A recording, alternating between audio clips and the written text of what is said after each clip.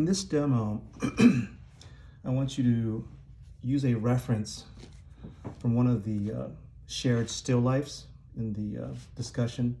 And what I want you to do is use that as a reference and to try to copy the basic lines and shapes of the objects that you see.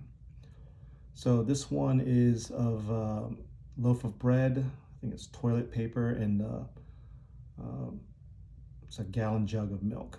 Okay, so this is the page. I'm going to do this horizontal. I'm going to put a light X in the composition.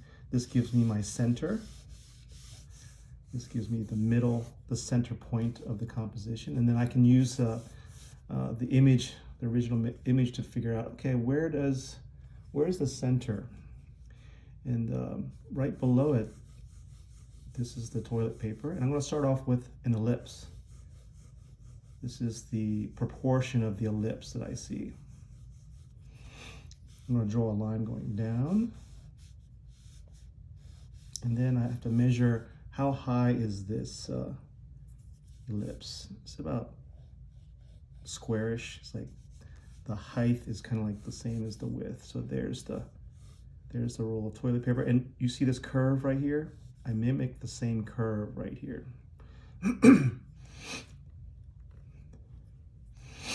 There's an opening in the toilet paper roll, so we're going to do an ellipse, same proportion as this larger ellipse, but just smaller. Scaled it down. Okay, so there's our center image. Next, we're going to try to draw the gallon of milk. I'm going to measure from here to here, and that's approximately the width of the jug. Okay, and then I have to measure what's the height of that jug. So if I compare it to that toilet paper roll, it's like this high. That's the height of the jug.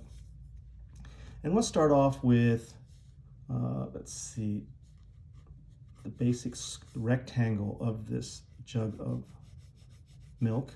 Here's the bottom, here's the top. Okay, see how I created the width, the X, Y, X, Y, that's the width, and here's the height of the shape of that jug. Okay, now I'm gonna just look at the outside of the jug, and here, since this is the top, I'm gonna put a little rectangle. This represents the top cap. Okay, and then I'm going to create the slope, the angle of the side of this milk jug. I'm just gonna work on describing the outside. Let me bring that up a little bit. So you see that slope coming down. Just worry about the contour,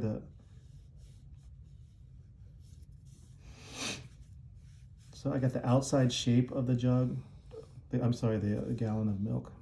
Okay, let's just leave the outside shape for now. Okay, let's go back to the other side. We're going to draw the loaf of bread. And this one, I think the best way is to figure out how does it interact with this roll of toilet paper. So I'm going to just create like an oval shape and see where it connects to the gallon jug. And here, I just want to get the overall general shape of the loaf of bread. And here's where it's bunched up, the plastic cellophane. Here's the opening. It's like a triangle, funnel-like shape. I'll draw that funnel-like shape. Okay. And then I can draw maybe the front of the loaf here, like the loaf of bread. So on the front, there's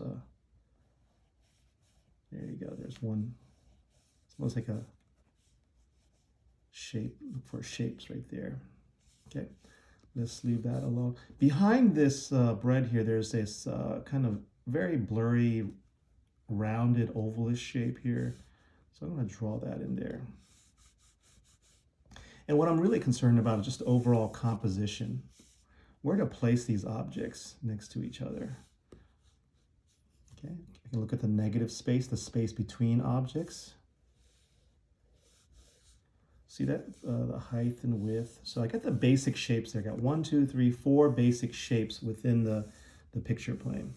Okay. And now, let's do a little bit of detail here. There's the roll of the toilet paper roll. It kind of comes off the side here. So I'm going to draw a line, the leading edge of this piece of toilet paper coming down, just the outside shape of it. It has like a triangular shape to it. There you go. So that represents the toilet paper part. That's, I don't have to do any shading. We don't have to do any shading on this.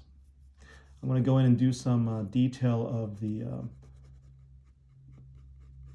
shape, the lines dividing the light and dark portion, the shadows, and also the handle of this jug, which is, it's a very strange shape. And because we took some time to do the basic shape correctly, we're happy with the details inside of the objects, the shape. So here's the label. It's kind of like a squarish shape, a little bit rounded.